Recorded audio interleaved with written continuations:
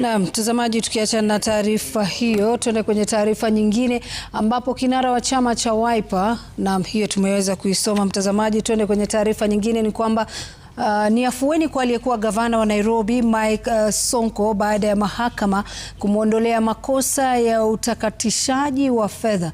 Mahakama imesema kwamba kesi hiyo haina ushahidi wa kutosha, na hata hivyo mahakama imesema kwamba ana kesi ya kujibu kuhusiana na tuhuma za kutoa zabuni kiholela wakati alipokuwa gavana. Upande wa mashtaka unadai kwamba zoezi la kutoa zabuni lilihitilafiwa na kusababisha kuzawadiwa kwa zabuni bila kufuata sheria, hatua ambayo ilisababisha pesa za umma kupotea. Sonko anashikilia kwamba kesi hizo zimechochewa na kisiasa.